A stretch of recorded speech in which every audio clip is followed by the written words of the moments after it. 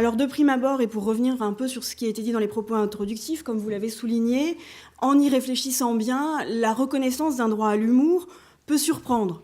En effet, selon une célèbre formule de Plagnol, le droit cesse où l'abus commence.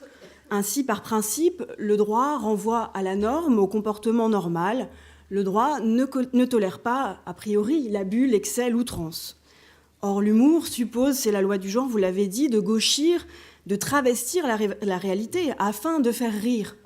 Pour faire rire, il faut forcer le trait, il faut abuser en quelque sorte.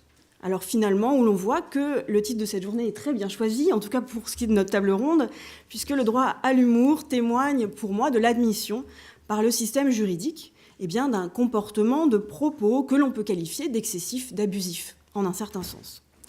Alors ce faisant, il est certain que l'humour, par son aspect excessif, hors norme, peut venir heurter d'autres droits. Vous l'avez dit, c'est un peu l'ennemi des droits subjectifs, en reprenant une formule d'un président d'une juridiction belge. Bon.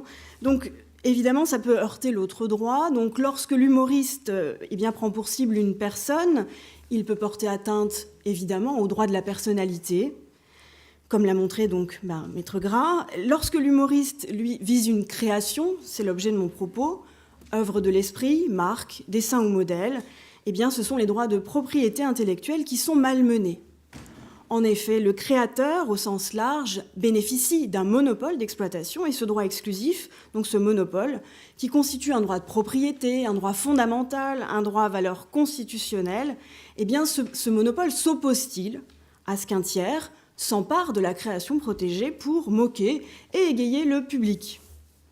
Ainsi, qu'advient-il lorsque le célèbre, alors peut-être que vous ne le connaissez pas et tant mieux pour vous finalement, mais le célèbre, alors celui-là oui, le célèbre journal Le Monde, ça vous le connaissez, devient Le Monde. Alors je ne sais pas si vous avez déjà vu ce journal qui s'autoproclame pastiche vraiment rigolo. Bon.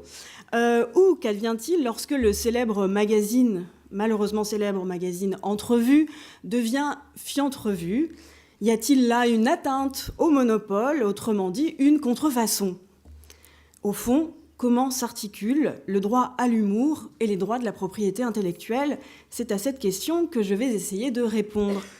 Alors, de ce point de vue, la hiérarchie des normes n'est ici d'aucun secours. Pourquoi? Parce qu'on l'a dit, les droits de propriété intellectuelle sont des droits fondamentaux à valeur constitutionnelle. De la même manière, le droit à l'humour, qui est une déclinaison de la liberté d'expression, est également un droit fondamental à valeur constitutionnelle. Donc on a deux droits d'égale valeur normative, donc ils se neutralisent. Alors comment faire? En droit de la propriété littéraire et artistique, comme cela a été dit, le législateur nous a quelque peu simplifié la tâche.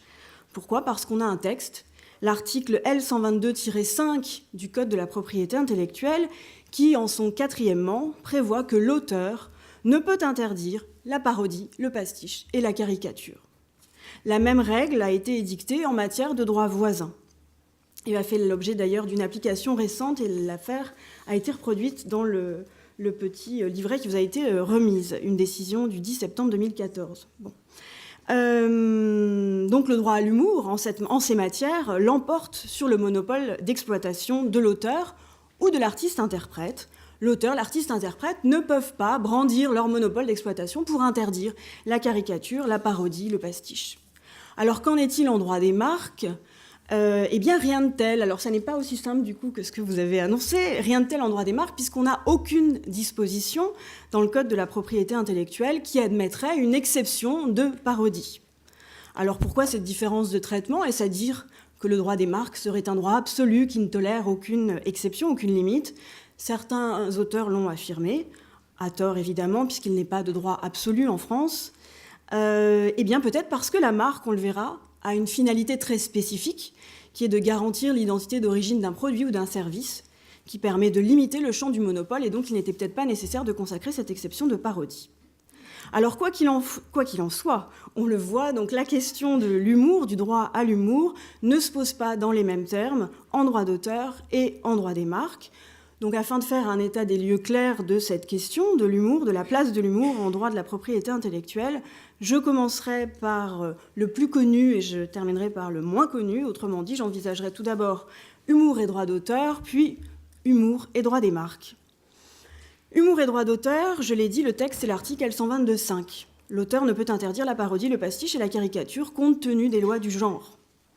2 remarques liminaires sur ce texte. Première remarque, ce texte est inclus dans un chapitre qui est propre aux droits patrimoniaux de l'auteur. Vous le savez tous, évidemment, l'auteur d'une œuvre de l'esprit bénéficie de 2 types de prérogatives, des droits moraux et un droit moral. Or, donc, l'exception est inclus dans un chapitre propre aux droits patrimoniaux. Alors, est-ce à dire que le droit moral ne tolérerait pas cette exception? Ça n'a pas de sens, évidemment.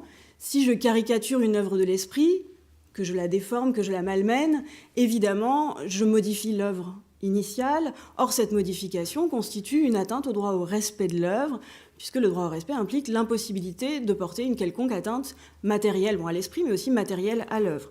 Donc, il est nécessaire de considérer que le droit à l'humour vise tant le monopole, constitue une exception au monopole, mais aussi au droit moral de l'auteur. Deuxième remarque, le texte distingue parodie, pastiche et caricature. Alors évidemment, le législateur ne définit pas ces termes. Alors certains ont estimé qu'il fallait les distinguer des bois, ainsi considérer et proposer d'admettre que la parodie concernerait la musique, le pastiche la littérature, et alors la parodie la musique, le pastiche la littérature et la caricature les arts graphiques. Donc ça c'est des bois qui proposaient cette solution.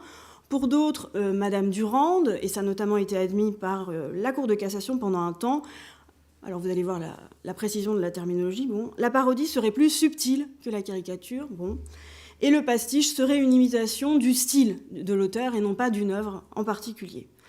Je laisserai de côté cette controverse. Pourquoi ? Parce que le régime des 3 termes, parodie, caricature et pastiche, est le même.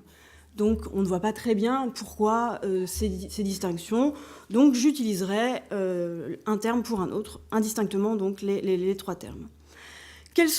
À quelles conditions, donc, une parodie est-elle constituée et permet-elle de limiter le monopole de l'auteur et empêche-t-elle la caractérisation d'une contrefaçon ? 2 éléments permettent de caractériser une parodie, un élément matériel et un élément moral. Un élément matériel évident, il faut un emprunt à une œuvre préexistante. Cet emprunt peut être d'une importance variable, le tout est qu'on ne reprenne pas intégralement l'œuvre préexistante. La jurisprudence, évidemment, a précisé qu'en dépit des emprunts inhérents à l'exercice, la parodie devait se démarquer de l'œuvre préexistante. Autrement dit, il faut qu'il n'y ait pas de risque de confusion. La haute juridiction exige ainsi que l'auteur de la parodie, je cite, fasse clairement comprendre au public qu'il n'est pas en présence de l'œuvre originale elle-même ou d'un extrait authentique de celle-ci. Alors, par exemple, ça a pu être admis pour un film qui était intitulé Tarzoun. Alors, vous verrez, vous n'avez pas besoin de vous rappeler de quelle œuvre est tirée cette parodie. Donc, Tarzoun, la honte de la jungle. On a considéré qu'ici, il était indiscutable qu'il n'y avait pas de risque de confusion avec l'œuvre originale.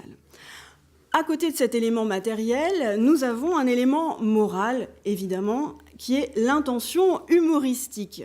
L'intention humoristique doit être établie. Il faut un travail de distanciation, de travestissement. Et le mérite, comme vous l'avez dit, est ici indifférent. Donc même si ça n'est pas drôle, et même si le fait est que l'humour, évidemment, est une question subjective, chacun rit de plaisanteries différentes. Donc le mérite est ici indifférent. Et on ajoutera sur cet élément moral que l'intention de fond peut être étrangère à l'humour. Donc je peux dénaturer, caricaturer une œuvre ici, mais dans un but qui peut être critique, polémique. Donc l'humour ici sert à critiquer, à polémiquer. Le texte ajoute in fine, l'article L122.5, que la parodie doit se faire compte tenu des lois du genre. Qu'est-ce à dire, compte tenu des lois du genre ? La loi renvoie ici aux usages. Donc évidemment, un point plus incertain. La jurisprudence, à cet égard, est venue tout de même préciser quelles étaient les limites de cette parodie et considère, et c'est ce que vous avez dit, que finalement le droit de faire rire cesse là où se trouve l'intention malveillante, le dénigrement, l'intention de nuire, avec toutes les difficultés évidemment que cela implique. Comment distinguer la plaisanterie de la malveillance, sachant que l'humour noir est admis. Je prendrai un exemple. Dans une affaire célèbre, Thierry Le Luron avait caricaturer, dénaturer la chanson de Trenet, Douce France en douce transe. Les paroles étaient évidemment des attaques à l'égard de Trenet. La Cour de cassation a estimé qu'il y avait là l'exercice du droit à l'humour et n'a pas condamné l'humoriste. L'affaire Kremer, qui concerne donc les droits voisins et qui a fait donc l'objet d'une décision récente du 10 septembre 2014, montre aussi la tolérance des juges à cet égard. Là, en l'occurrence, il s'agissait de bandes dessinées qui reprenaient le personnage joué par Bruno Kremer, donc le personnage du commissaire Maigret. Donc évidemment, le personnage de la bande dessinée ressemblait à Bruno Kremer. Il était nu, il se trouvait dans des situations invraisemblables, il manquait de compétences. Sa famille, ses héritiers ont agi en invoquant l'excès de l'humour et donc l'impossibilité de se prévaloir de l'exception de parodie. La Cour de cassation a estimé qu'on était dans le champ d'application de la parodie. Donc on le voit, il n'est pas évident de poser des limites au droit à l'humour. Ces solutions françaises sont, cela dit, parfaitement conformes à l'interprétation de la parodie qui est faite par la Cour de justice de l'Union européenne. Nous avons également une décision récente en la matière, qui est une décision du 3 septembre 2014, où la Cour de justice a été amenée à se prononcer sur l'exception de parodie. Et dans cette décision, la Cour de justice a rappelé les deux conditions françaises, l'emprunt à l'œuvre préexistante, l'intention humoristique. Donc ça, ce sont des conditions classiques. Elle a également ajouté, la Cour de justice, qu'il appartenait à la juridiction de renvoi d'apprécier, en tenant compte de toutes les circonstances de l'affaire, si l'application de l'exception respectait un juste équilibre entre les droits de l'humoriste et les droits de l'auteur. Ce juste équilibre en droit français me semble respecté, me semble mis en œuvre par les juges du fond, puisqu'il y a cette idée de l'interdiction d'un risque de confusion et également la sanction en cas de propos malveillants, de dénigrement. J'en ai terminé de cette première partie, je vais me dépêcher, sur humour et droit d'auteur, donc où les choses sont plus balisées. Qu'en est-il maintenant en droit des marques ? Ça sera le deuxième temps de mon analyse. Donc, je l'ai dit, aucune disposition du Code de la propriété intellectuelle ne traite de cette question. Il n'y a pas d'exception de parodie, de caricature ou de pastiche. Le droit de l'Union européenne est silencieux en la matière également. Parce que les exceptions sont de droit strict, s'interprètent strictement, on peine à admettre une application par analogie. Alors, pour autant, la question de la parodie n'a pas manqué de se poser en droit des marques.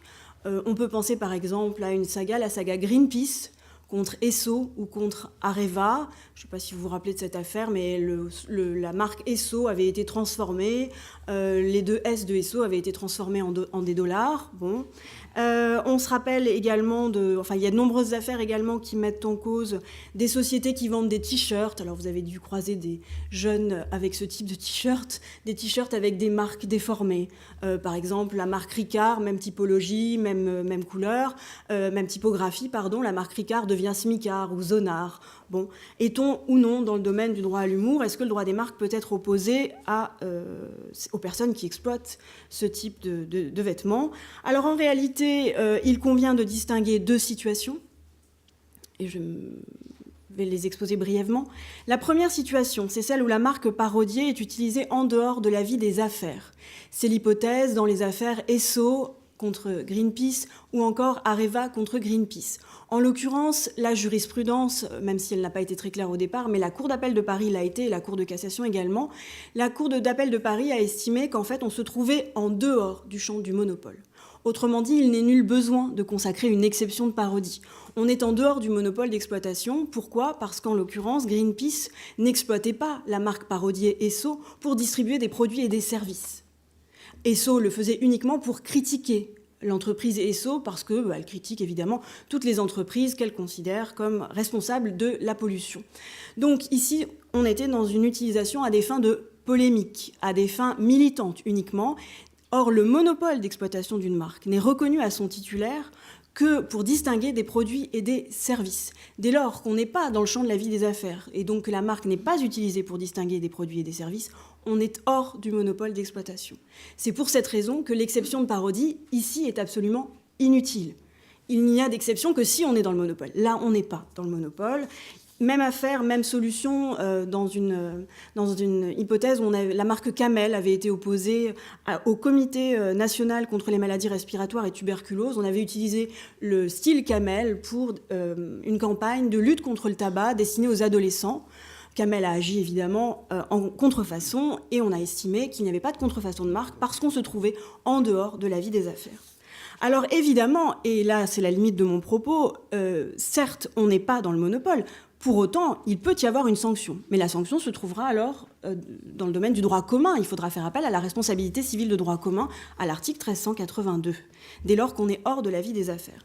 Deuxième situation, et ça sera bientôt la fin, deuxième situation, la marque, cette fois-ci, est utilisée dans la vie des affaires. C'est l'hypothèse de mon t-shirt, de mon vêtement avec une marque, donc Ricard devient Smicard ou Zonard, Esso devient Escroc. Esso a été donc pas mal perturbé et attaqué, enfin pas attaqué, mais donc sa marque a été beaucoup parodiée. Hein. Oui, c'est très... Bon. C'est pas très fin, mais le mérite est indifférent, on l'a dit. C'est fort. Non, j'ai pas très... J'ai compris que c'était pas très fin, ce rythme. La marque parodiée, ici, est utilisée à des fins commerciales. On est bien d'accord, les t-shirts sont commercialisés. Donc là, se pose un problème, évidemment. Alors, pour les t-shirts, justement, la petite difficulté, c'est qu'on peut estimer que la marque, en l'occurrence parodiée, n'est pas utilisée comme une marque, mais comme un ornement. C'est une décoration qui figure sur le t-shirt et ça ne vise pas à préciser l'identité du produit. Donc ça a été affirmé par une partie de la doctrine. Sachez que la jurisprudence est assez stricte en la matière et estime que parce que la marque est notoire, mais évidemment, seules les marques notoires sont caricaturées, sinon ça n'a pas d'intérêt. Parce que la marque est notoire, il y aurait là une utilisation, une altération dans une forme négative et un dénigrement manifeste qui justifierait que l'exception ne puisse pas jouer. Bon, ça n'est pas dit si clairement. Je terminerai sur... Pour revenir à mon exemple de départ, la revue Fiantrevue, puisqu'il y a bien une revue qui s'appelle Fiantrevue et qui imite la revue Entrevue. Y a-t-il là une contrefaçon de marque, oui ou non? La Cour d'appel de Paris, en 2012, a estimé qu'il n'y avait pas de contrefaçon parce qu'il y avait une finalité humoristique et qu'il n'y avait pas de risque de confusion. On retrouve ici les critères de la parodie tels qu'ils ont été énoncés en droit d'auteur, ce qui pourrait laisser penser qu'existe en droit des marques, mais ça n'a jamais été consacré pour l'instant, une exception de parodie dans la vie des affaires. Est-ce que c'est le cas? Eh bien, l'avenir nous le dira. Et en attendant, je vous remercie.